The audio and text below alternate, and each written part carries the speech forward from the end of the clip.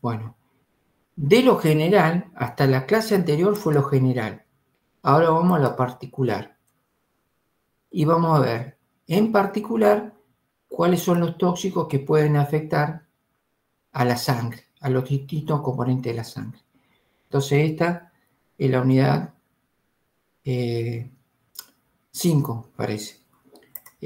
Todos ven bien la imagen, ¿no es cierto? Sí, profe. Gracias. Si no me cortan, por favor. Bueno, dentro de los efectos de los tóxicos sobre la sangre, se lo ha clasificado en los tóxicos que afectan la serie roja, los que afectan la serie blanca y lo que afecta la parte de coagulación y hemostasia, básicamente. Si nos vamos a la serie roja, uno puede tener una anemia, en grandes rasgos, porque hay una baja producción de hematíes, no se fabrican por distintos motivos la cantidad suficiente, entonces tengo una anemia, o al revés, la producción es adecuada, pero el tiempo de vida media está disminuido, o sea, la destrucción de hematíes está aumentada. O sea, o es en producción un problema o es de destrucción.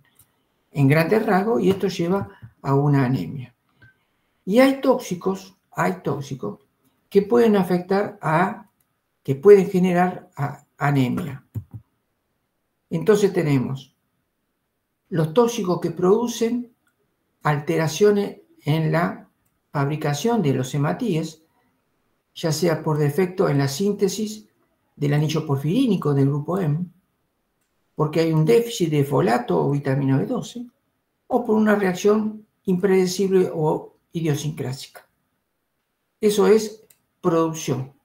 La otra es los hematíes en cantidad están bien, pero la función respiratoria, la función del glóbulo rojo, no es la adecuada. Y tercero, es como dije recién, un problema de la supervivencia de los hematíes. Entonces empecemos por el primero. Defecto en la síntesis del anillo porfirínico del grupo M, que es lo que se denomina anemia sideroblástica. Y ahí está, el etanol, recordemos que yo le dije que el etanol lo íbamos a ver tenía distintos targets, así como afectaba al hígado, afecta a la sangre, por lo que vemos ahora. Puede ser una reacción tóxica o adversa por clorafericol, o zinc o plomo, por ejemplo. Y que si nosotros hacemos una extracción y el frotis de extracción de médula ósea, vamos a ver los eritroblastos, estos grandotes que les estoy mostrando, con un punteado característico que hay depósito de hierro. Si hacemos una muestra, un frotis de sangre periférica, vamos a encontrar, típico de la anemia, glóbulos rojos que están lavados, como pueden ver. Están muy claritos, están lavados, hablan de que tiene poca hemoglobina. Y también, ¿qué más? Y vemos puntitos, que esto no es un defecto fotográfico, sino que son los depósitos de hierro. No se olviden de interrumpirme, por favor, si tienen dudas. El problema del déficit de vitamina B12 o folato produce otro tipo de anemia llamada megagrande-blástica. El etanol, nuevamente, algunos antibióticos, algunos barbitúricos, algunos anticonvulsivantes, que esto va a producir una anemia megaloblástica caracterizada ¿por qué?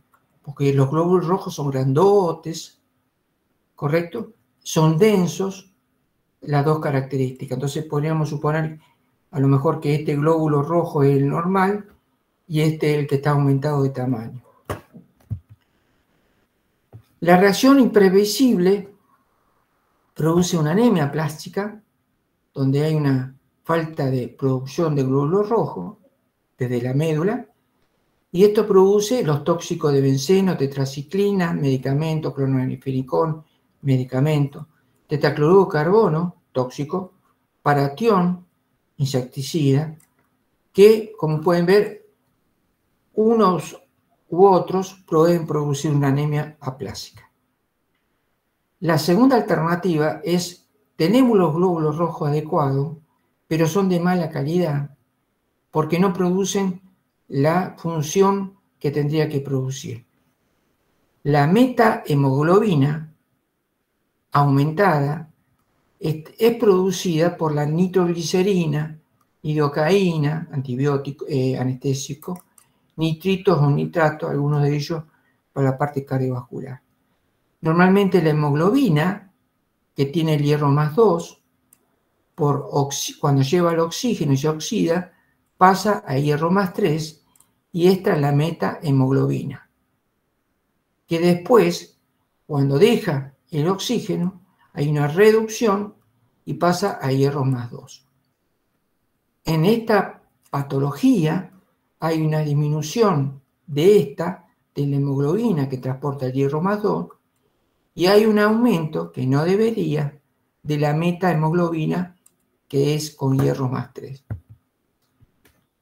La otra alternativa es que los glóbulos en cantidad está bien, que tiene buen funcionamiento, son de buena calidad, pero tiene un problema de que el tiempo de vida media está acortado, o sea, dura muy poco.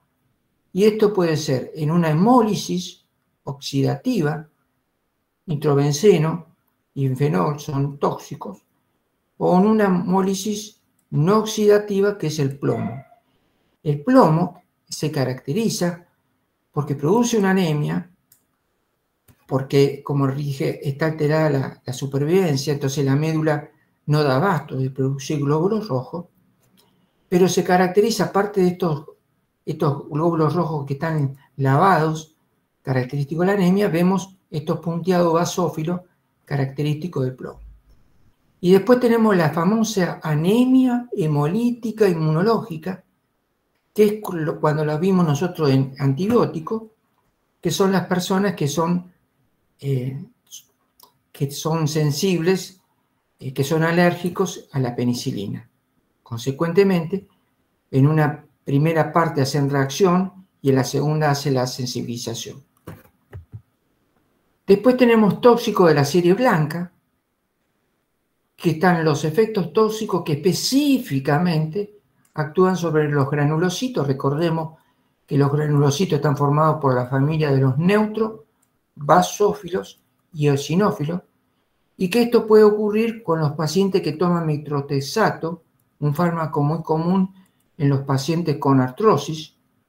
Entonces, generalmente afecta la proliferación, y por lo tanto, cuando hay indicación terapéutica de esta droga, se hace un control no solamente de los granulocitos, de los glóbulos blancos, sino también del hígado, porque es muy tóxico, así como que tiene buena eficacia, tiene sus efectos colaterales.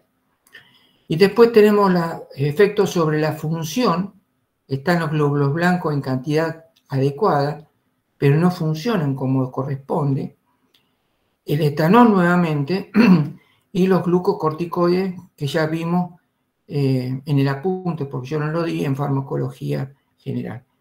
Y después tenemos las leucemias producidas por tóxicos, por ejemplo la quimio, que produce leucemias y que complica que son más susceptibles, lo que hacen quimioterapia, a una infección. El benceno y también las radiaciones pueden producir leucemias por tóxico. Tóxico o medicamento, porque la quimioterapia en definitiva sería un medicamento. Y después está el grupo de los que producen alteraciones en la coagulación, ya sea en las plaquetas, con una disminución de la plaqueta, trombocitopenia, con anemia aplásica idiosincrásica, o alteraciones en la síntesis de las proteínas de la coagulación, por ejemplo, anticoagulante, reticida, esto cuando hay toxicidad, intoxicación, cefalosporina, antibiótico, o la otra alternativa es que haya una depuración excesiva de los factores de coagulación, y por lo tanto ahí el tiempo de protombina, del tiempo de coagulación y todo lo que habla de coagulación, los test bioquímicos van a estar prolongado.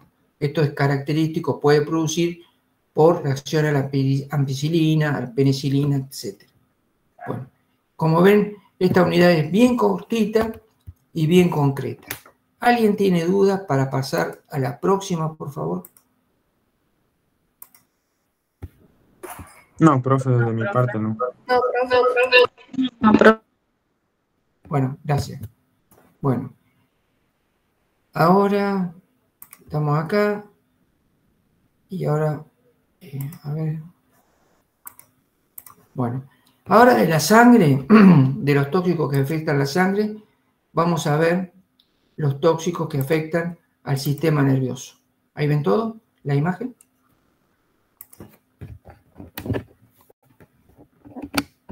Sí, profe. Gracias. Bueno, entonces tenemos los tóxicos que afectan el sistema nervioso, llamado neurotoxicidad. ¿Qué sistema nervioso? El central y o el periférico. Entonces, en la neurotoxicidad se produce un cambio, una alteración en la estructura o en la función del sistema central y o periférico después de una exposición del cerebro a un agente químico, a un agente físico o biológico.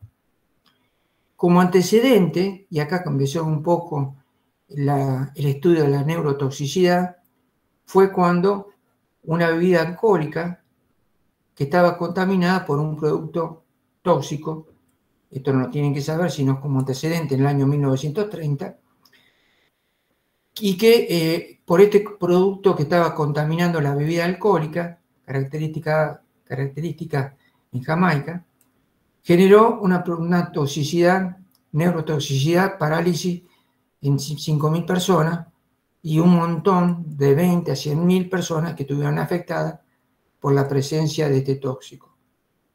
Y después, bueno, hay otras historias también de derrame donde no correspondía de mercurio, en Japón en el año 1950, y que generó también alteración en el sistema nervioso central y la muerte y alteraciones irreversibles. Estos son dos casos puntuales para que ustedes interpreten o sepan que han pasado situaciones de desastres, en este caso de tóxicos, que afectaron el sistema nervioso.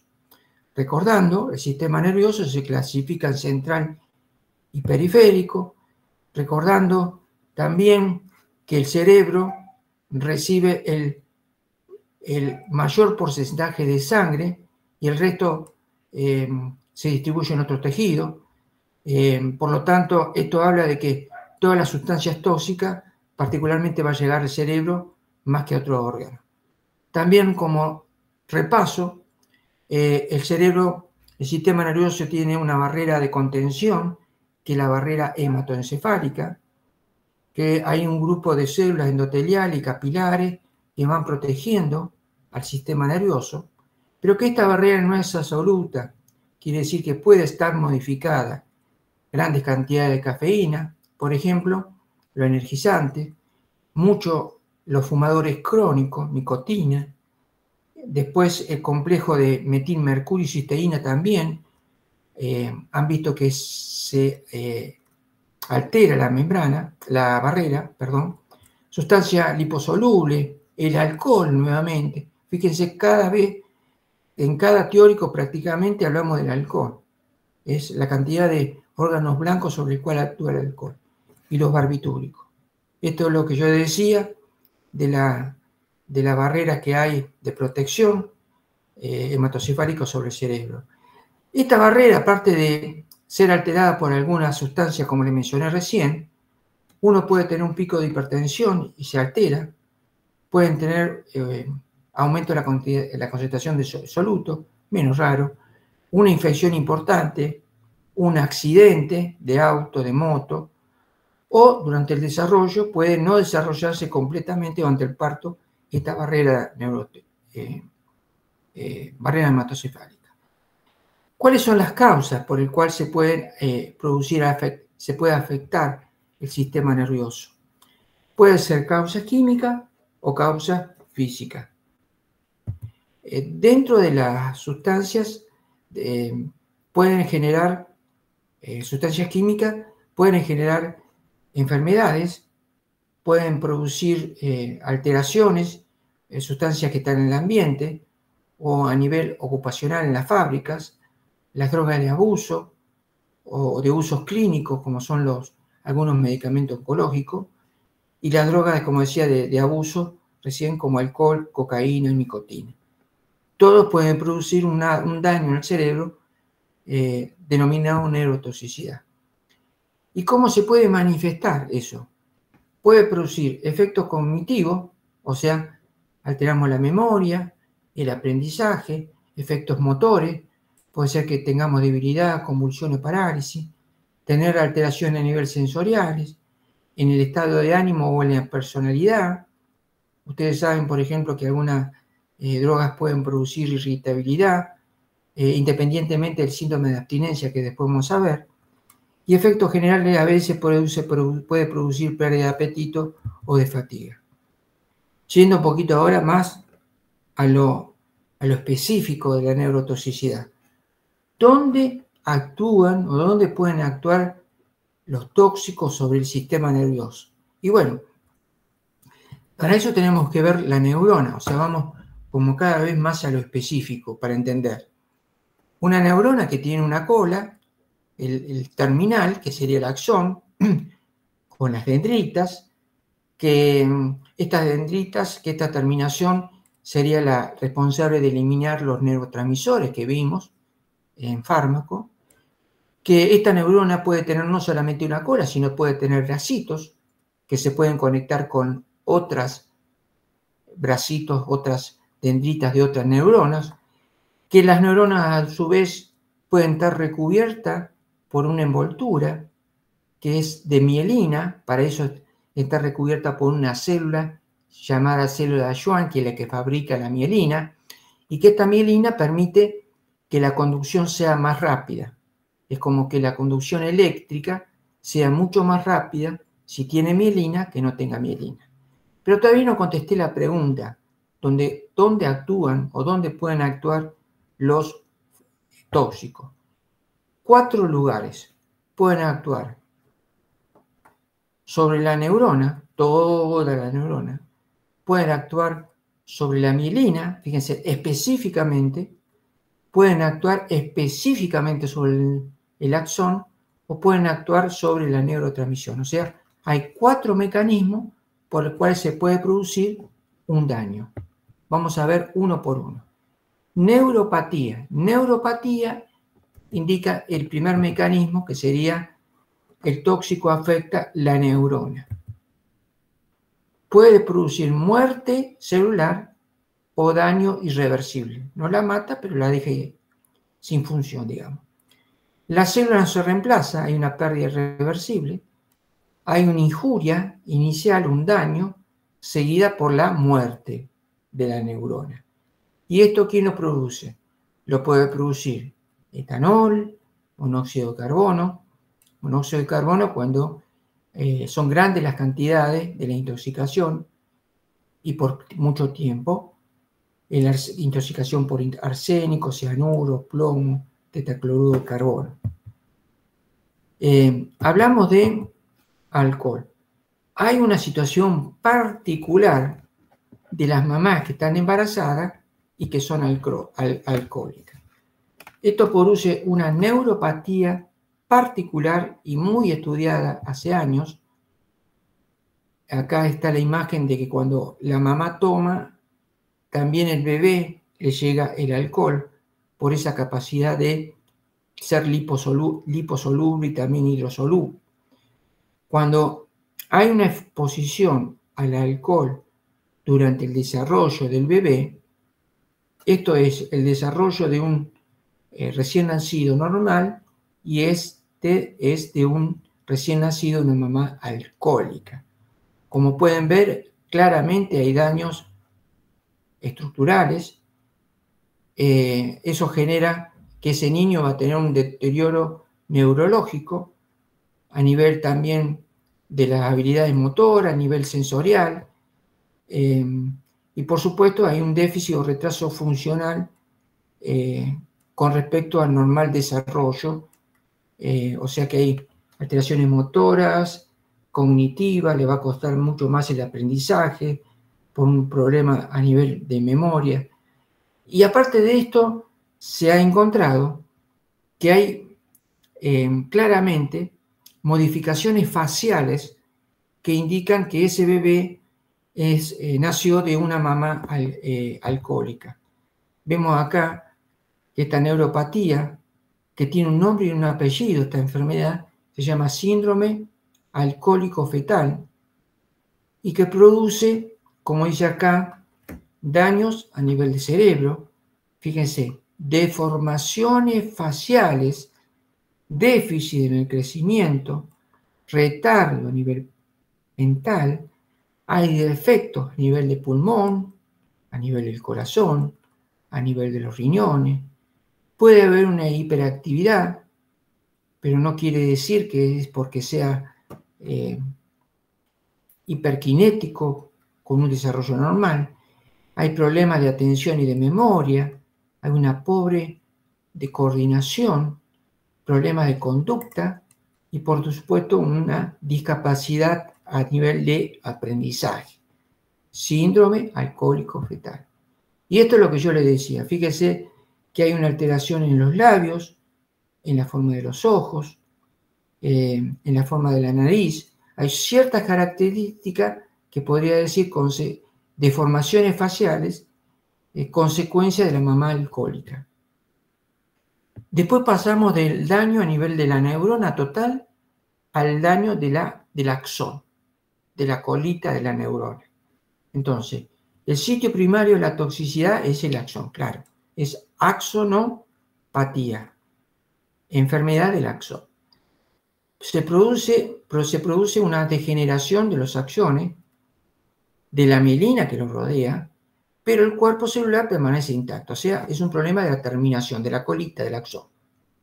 Es irreversible si es el sistema nervioso central, pero reversible, hay capacidad de reparar, si es el periférico.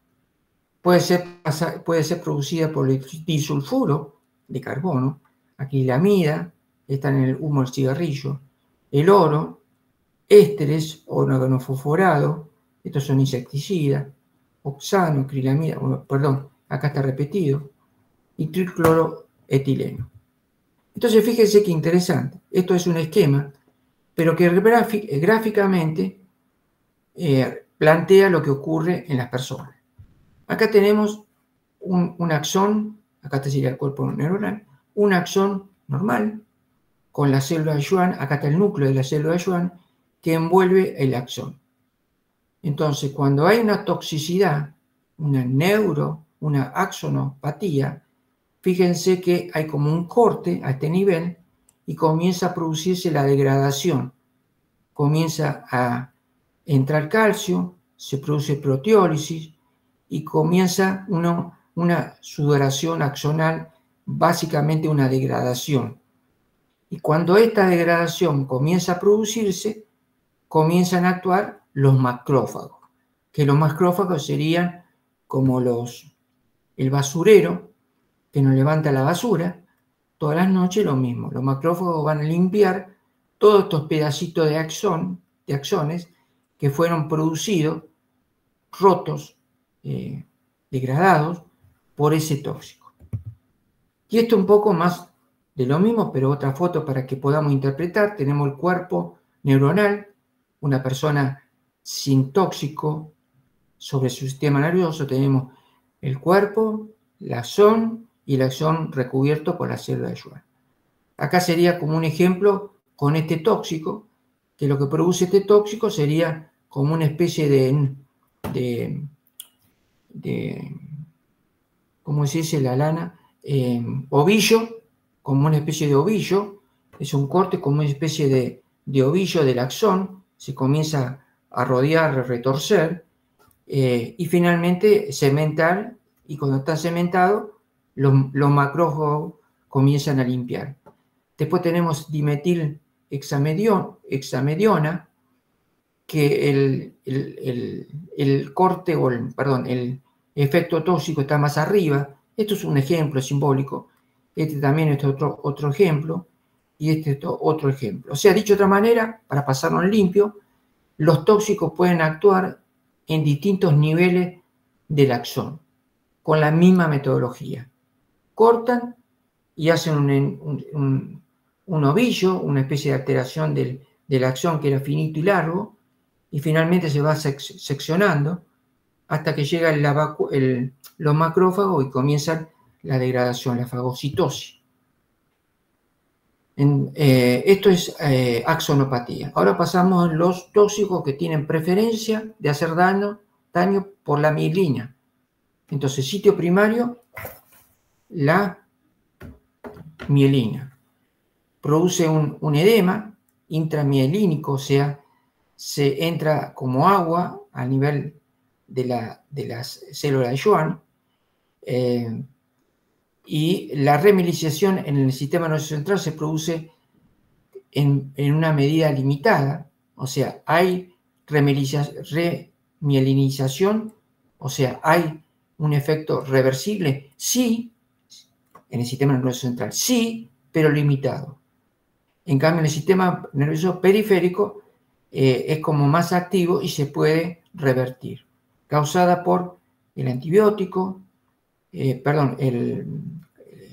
fármaco cardiovascular, disulfiram, que vimos el tratamiento de los alcohólicos, y el plomo.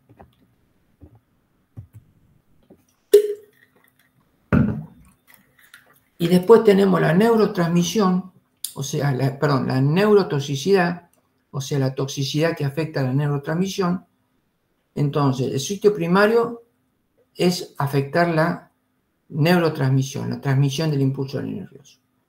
Por bloqueo, por inhibición de la recaptación del neurotransmisor, por interferencia del segundo mensajero, etc. ¿Causado por qué? Principalmente por droga de abuso. La nicotina también se puede considerar droga de abuso. Nicotina, anfetamina, cocaína y organofosforado. Que esto un poquito ya lo vimos. Por ejemplo, el éxtasis bloquea los transportadores, la recaptación ¿de quién? De dopamina. Recordemos que la dopamina estaba asociada, cuando vimos farmacología, a la euforia. Por lo tanto, la metanfetamina, cuando ingresa, desplaza la dopamina y se llenan las vesículas en vez de dopamina, de metanfetamina, por ejemplo.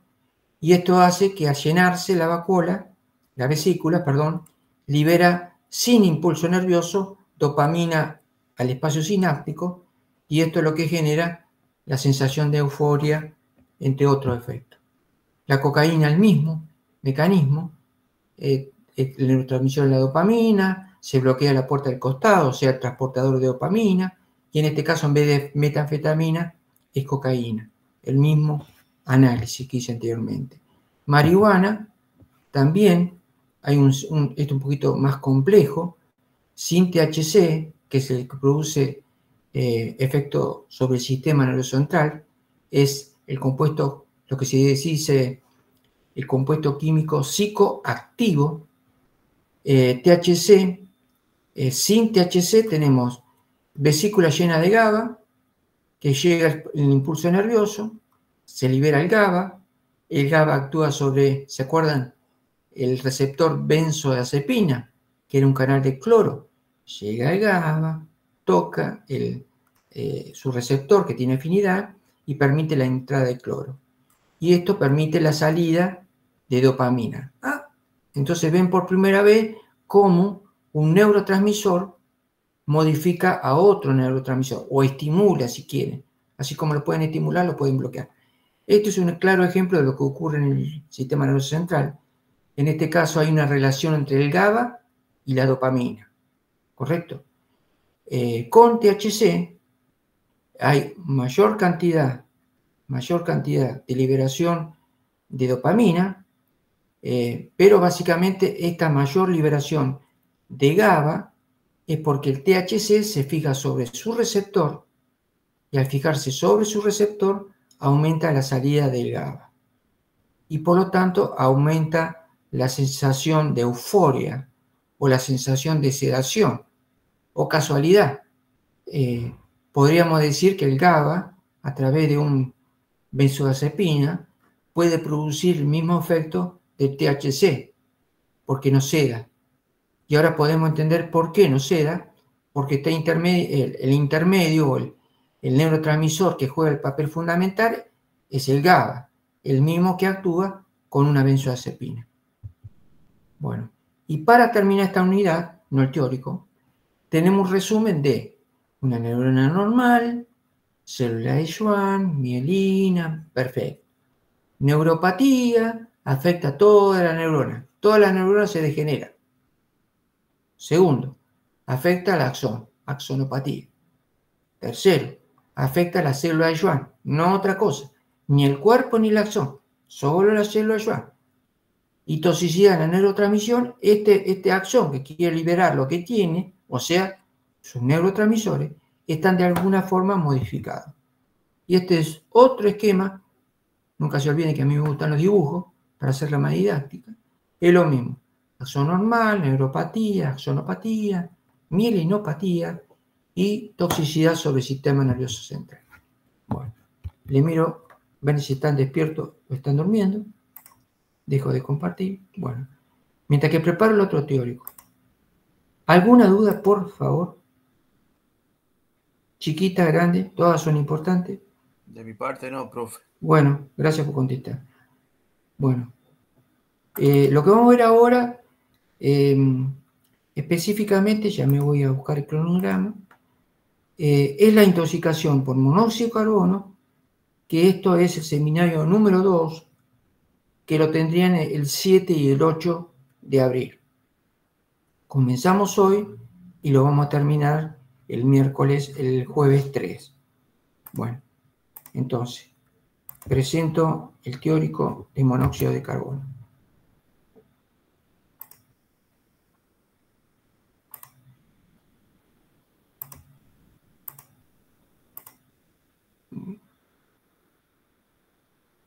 Bueno, ¿me pueden decir, por favor, si lo ven al Power? Sí, profe. Gracias. Se mueve también. Sí. Gracias. Bueno, el anterior se tendría que mover también. No sé si se movió. Hay veces que está medio perezoso. Pero Sí. bueno. Gracias. El monóxido de carbono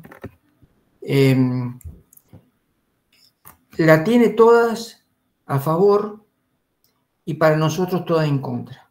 ¿Por qué? El monóxido de carbono no lo podemos... Voy a poner puntero. Al monóxido de carbono nosotros no lo podemos ver. Si hay un calefón que libera monóxido de carbono, no lo podemos ver. No podemos sentir su olor. El dióxido de carbono sí, el de la cocina, y no es irritante.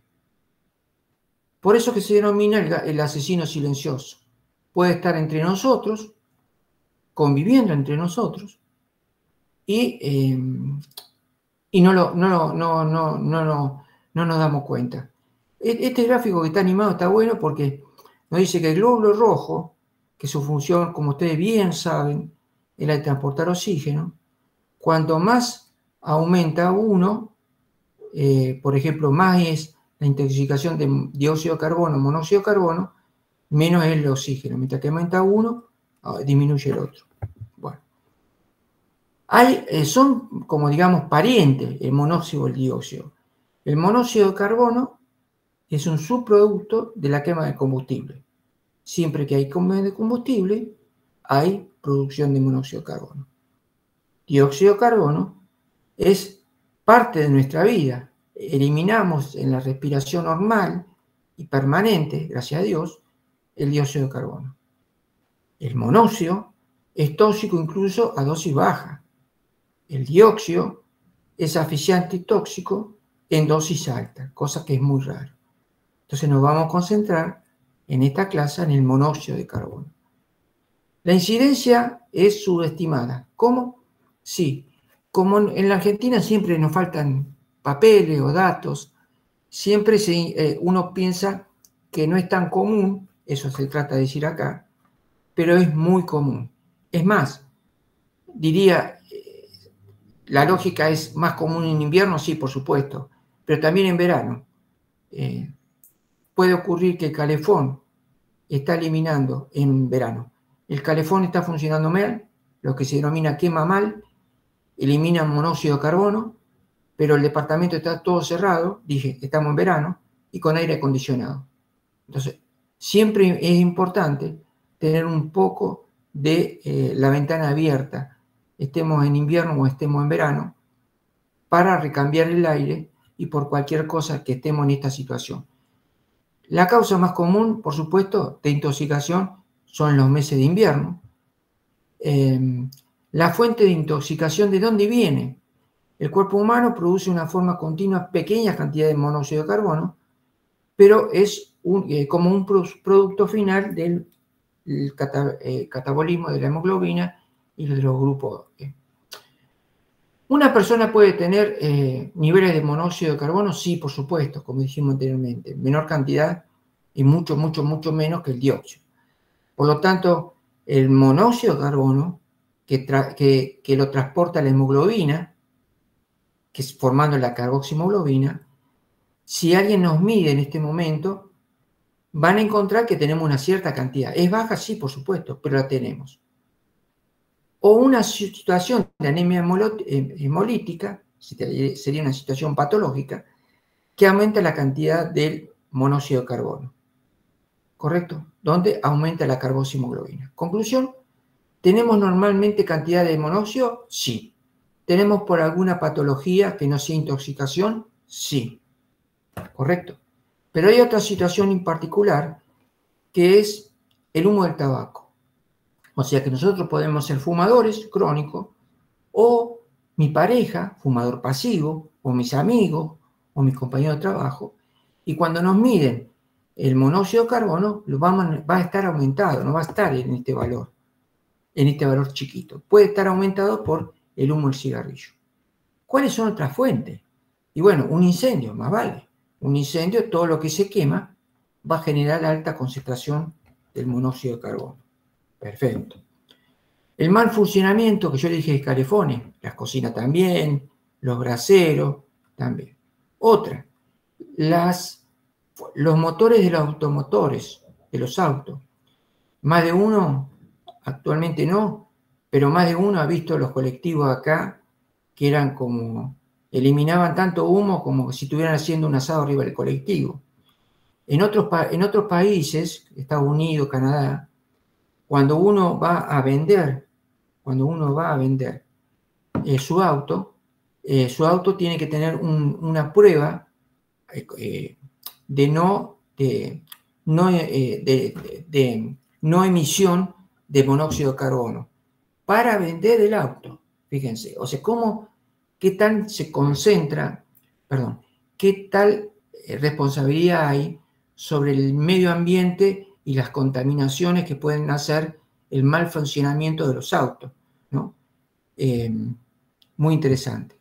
Bueno, el humo del cigarrillo, como le dije anteriormente, tenemos 0,5, los no fumadores, como le dije anteriormente, y como pueden ver, aumenta según, acá sería por 40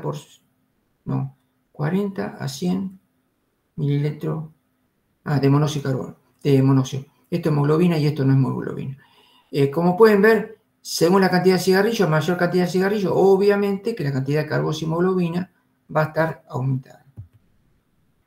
Bueno, entonces vimos hasta acá que es un asesino silencioso por las características que tiene, físico-química. Vimos que es un pariente del dióxido de carbono, la diferencia entre uno y el otro.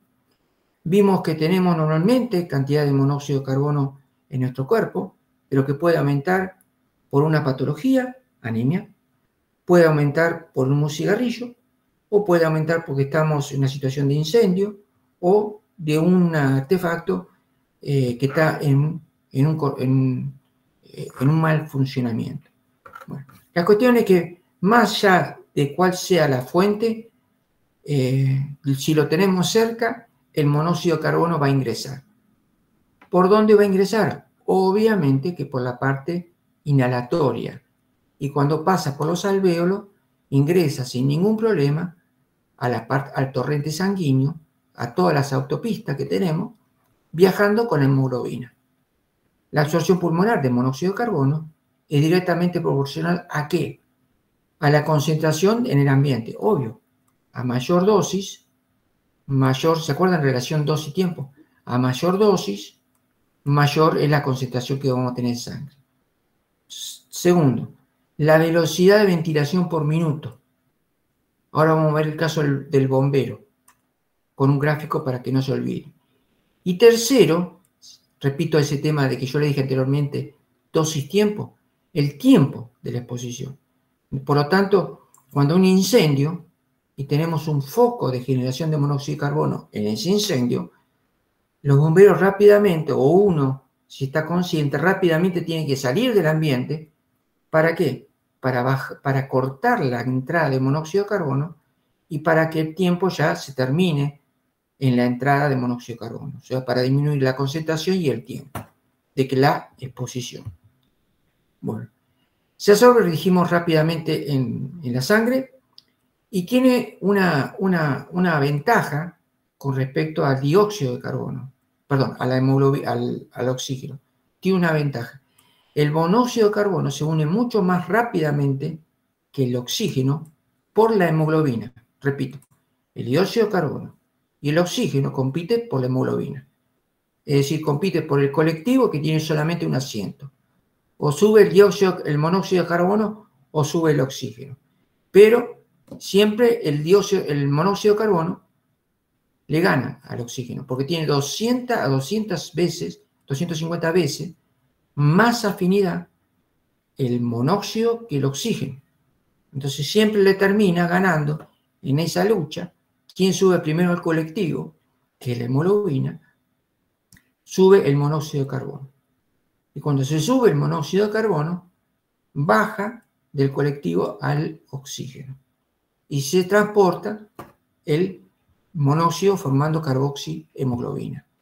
Y esto es un ejemplo donde la persona inhala monóxido de carbono, pero por supuesto también oxígeno. Entonces a los glóbulos rojos le va a entrar oxígeno, pero también monóxido de carbono.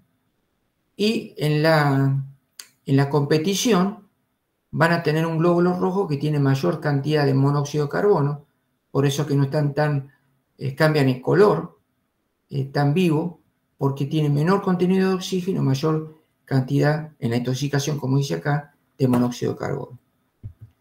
¿Cuáles son los mecanismos por los cuales produce la toxicidad? Uno se une, como le dije recién, a la hemoglobina. ¿Qué produce? En la célula que está esperando que llegue el oxígeno para seguir funcionando, en vez de oxígeno le llega el monóxido de carbono. Y no es lo mismo para la célula. Entonces produce una hipoxia celular. ¿Qué más? El monóxido de carbono se une a otra proteína, no del glóbulo rojo, sino la mioglobina. Entonces hay interrupción en transporte de oxígeno al músculo, entonces el músculo también está afectado. Y si estamos en el corazón, puede haber una falla cardíaca con disminución de la perfusión de cerebro. Claro, la cantidad de sangre que le llega al cerebro, la cantidad puede ser igual, pero la calidad no. Es una sangre que está llena de monóxido de carbono y no de oxígeno. Tercero, el monóxido de carbono se une al citocromo P450 y produce interferencia de esa enzima, lo cual ya sabemos que puede producir alteraciones, por ejemplo, en el metabolismo. Y el último y cuarto mecanismo aumenta los radicales libres y esto genera daño oxidativo de la célula. ¿A qué nivel? A nivel vascular. Entonces vemos que hay como problemas a nivel general, problemas a nivel del corazón y cerebro, a nivel del hígado y a nivel vascular. La eliminación del monóxido de carbono es por vía respiratoria, así como entró, así sale por vía respiratoria. Y el 1%, hacia casi nada, se metaboliza hacia dióxido de carbono y después se elimina. La vida media de las personas sanas que después salen al aire libre la vida media del monóxido de 3 a 5 horas. Sin embargo, la vida media varía mucho de una persona en otra, como en función de los niveles que tenga de carboximoglobina, o sea, de la dosis y del tiempo de exposición. Siempre dosis y tiempo, nunca se olvide. Entonces, esto grafica el daño que nos hace el monóxido de carbono cuando ingresa a nuestro organismo. La hipoxia, que le dije que afecta al corazón, insuficiencia cardíaca y que puede terminar en un edema, también puede producir una exacerbación de la permeabilidad vascular. Esto aumenta el hematocrito falsamente y puede producir a nivel de cerebro, como le dije recién, un daño que puede ser reversible y se mejora, de que depende de la dosis del tiempo, se lo repito siempre, y puede ser irreversible cuando hay una dosis mucho más grande o el tiempo, los dos. El caso de los bomberos, el caso típico donde yo le dije que el ingreso del dióxido de carbono se debía a la concentración, al tiempo y también de acuerdo a la capacidad, al ritmo de la ventilación. Entonces tenemos que los bomberos tienen una frecuencia respiratoria por su actividad que está mucho más elevada que cualquiera de los otros, porque está en permanente actividad. Y esto es lo que lo perjudica, independientemente de la dosis y del tiempo, que esta frecuencia respiratoria está aumentada. Efectos clínicos. Depende de la dosis, como siempre. A menor cantidad de carboximoglobina, menos problema. A mayor cantidad, más problema, inclusive la muerte. Fíjense, esto es importante. Con una dosis baja, ejemplo, el calefón que no funciona bien, la cocina que tampoco no funciona bien, algo que tenga una pequeña pérdida constante. Puede ser que en un momento determinado nos duela la cabeza, tenemos debilidad para hacer un esfuerzo y debilidad general. Después aumenta la migraña, tenemos dolor de cabeza y náusea. Típico de esto, me estoy resfriando. No, no te estás resfriando, te está intoxicando con monóxido de carbono. Si sigue la concentración, supongamos que nos agarró en una época de estudio, que no nos movemos del dormitorio, si sube la cantidad de monóxido de carbono, la migraña y el dolor de cabeza es más fuerte. No solamente tengo náusea, sino que vomito, hay vómito, puedo tener una alteración en la visión, y ahí está la parte más compleja. Alteración en el nivel de la conciencia. Uno se empieza como a relajar, uno empieza en un estado de somnolencia, pero esa somnolencia mal, que se quiere levantar y no tiene fuerza, ahí estamos muy complicados. Porque es la parte donde realmente en esa instancia me quiero levantar y no puedo, estoy en estado de somnolencia, estoy a punto, síncope, estoy inconsciente, y ahí puedo empezar en convulsiones, coma, entrar en un paro cardiovascular y viene la muerte.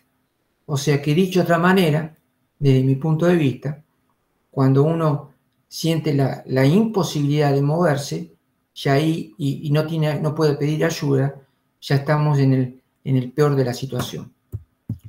Estos son los síntomas o signos de aumento de la carboximoglobina o el dióxido o el monóxido de carbono, como ustedes quieran, donde empezamos con un dolor de cabeza, seguimos con náusea, seguimos con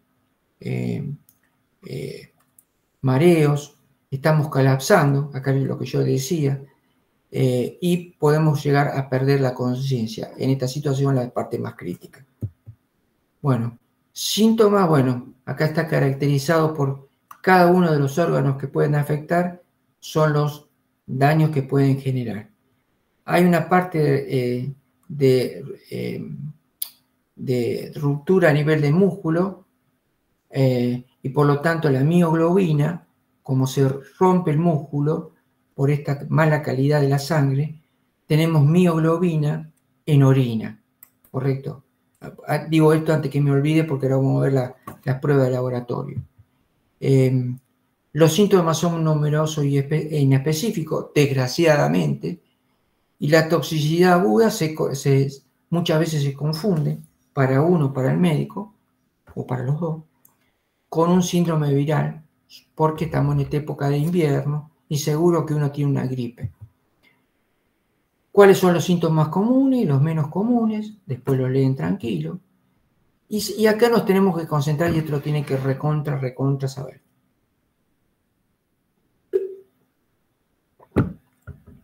¿Cómo ayuda el laboratorio al médico que sospecha que está con una intoxicación, o el médico no sospecha porque es un paciente que salió de un incendio?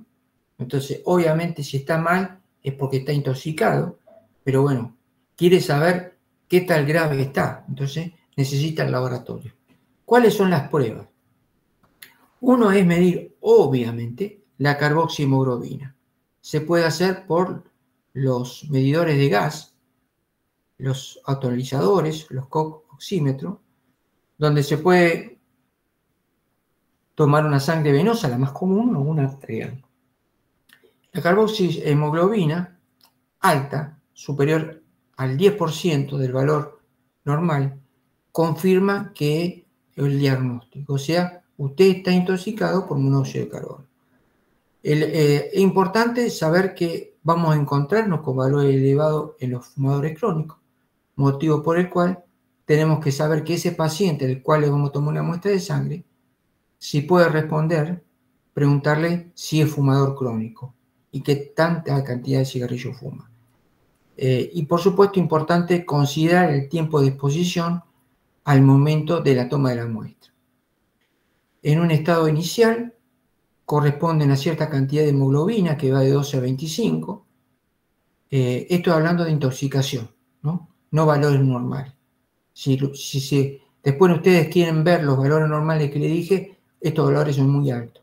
En un estado inicial de intoxicación.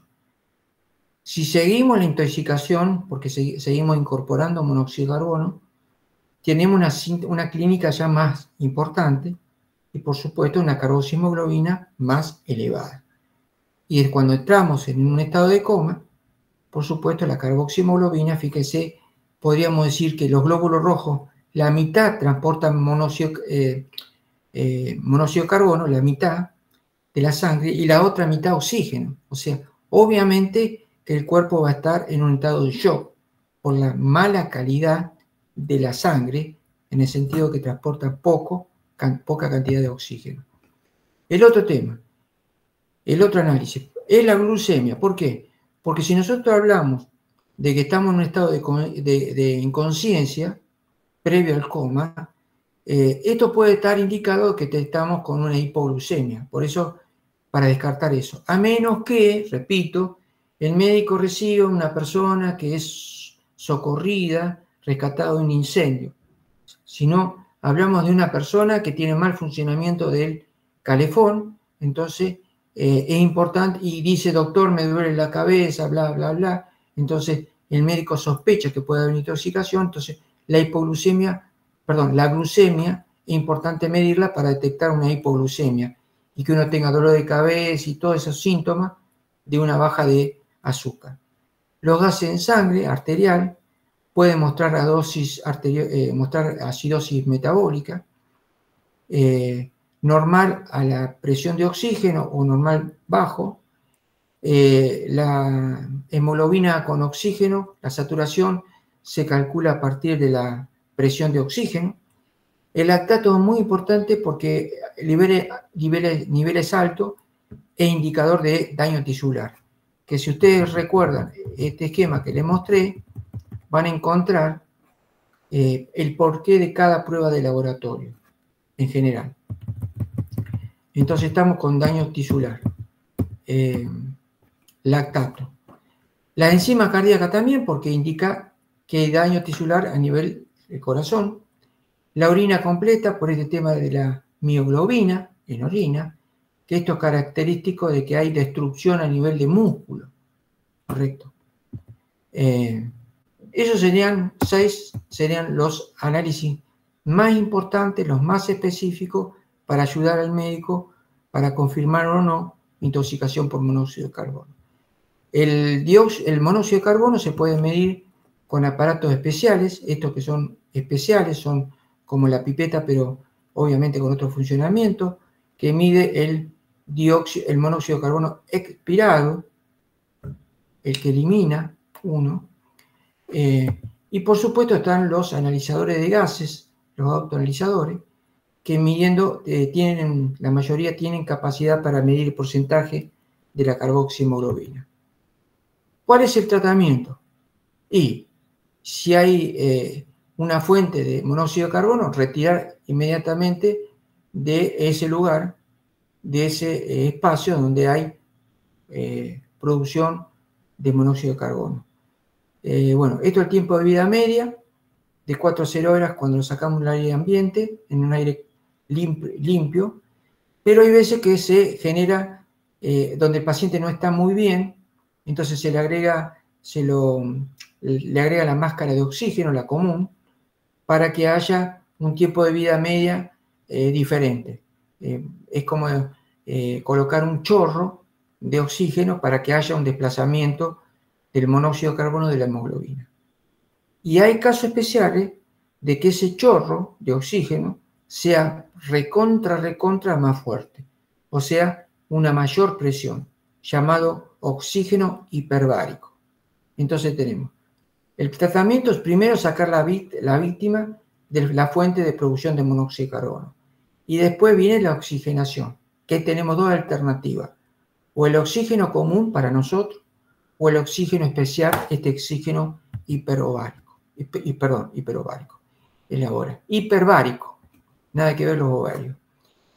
El aparato, por supuesto, es muy especial, no es algo manual que se puede trasladar de una habitación a otra. Fíjense, este es el que genera el oxígeno hiperbárico, y está recomendado no para cualquiera. Primero, que no lo encontramos en ningún lugar, en pocos lugares lo vamos a encontrar. Yo no creo que exista este aparato en La Rioja, y menos en el Hospital Verabarro. Pero bueno, este aparato es súper importante porque salva vidas en situaciones críticas, como por ejemplo, cuando alguien entra en coma. O sea, para evitar que el pase de coma y fallezca el paciente. Nada más y nada menos. En su situación de isquemia cardíaca, este aparato lo salva. Edema pulmonar, situaciones críticas todas, el aparato lo salva. En acidosis metabólica, lo salva. Con un nivel muy importante de carboxihemoglobina, el aparato lo salva. En situación de embarazo, súper sensible, súper importante, el oxígeno hiperbárico es muy recomendable. Y para terminar, el teórico de hoy, conclusión, tenemos como tratamiento, depende de cómo está el paciente, retirar primero de como clásica base, retirar al paciente la fuente de exposición. Según cómo se encuentra el paciente, si hay un problema cardíaco, antiarrítmico. Si hay un problema de acidosis por los resultados laboratorios, tratamiento de la acidosis. Oxígeno si lo necesita, y en situaciones especiales, como vimos recién, el oxígeno hiperbárico, que como tiene una fuerza hiperbárico, mayor presión, como tiene una fuerza muy grande, es un chorro con mucha potencia, con mucha presión de oxígeno, hace que la vida media del monóxido de carbono esté disminuida. Bueno, quiero verle la carita, cómo están, si están dormidos o no. Supongo que están todos con la cámara. Bien. Vimos todo monóxido de carbono. ¿Alguna pregunta chiquita, grande? Yo, profe. En el caso de que decíamos que el monóxido se unía a la mioglobina y se producía una mioglobinuria, ¿podríamos decir que hay una insuficiencia renal aguda por eso, por intoxicación? Insuficiencia renal aguda. Sí, por supuesto. También a ese nivel, recordemos que llega la sangre al glomérulo, pero aparte de esa filtración, la formación de orina, el riñón necesita de sangre para funcionar. El riñón necesita de sangre para que funcione, así como el corazón. Y el problema es que la sangre que le llega a ese riñón, nada que ver con el glomérulo, la sangre le llega a ese riñón, no es una sangre de buena calidad como el resto del cuerpo, porque está transportando más cantidad de monóxido de carbono que de oxígeno. Entonces sí, la respuesta es correcta. Gracias por preguntarla. Gracias, profe. ¿Alguna otra pregunta, por favor? ¿No? Bueno. Conclusión, a ver, déjenme mirar el cronograma. Bueno, hoy es 27. Bueno, nos vemos el jueves que viene, el jueves 3. El teórico es del alcohol, pero ya ustedes vieron totalmente el teórico del seminario, repito, 2, lunes 7 o el martes 8, ya tienen totalmente el seminario. Lo único que me falta es enviarle a Ángela el seminario número 2. Bueno, así que antes de irse, coloquen la asistencia, gracias, y un abrazo y nos estamos viendo el próximo jueves. Gracias. Gracias, Buen profe. fin de semana. Nos vemos. Chao, profe, Gracias. gracias.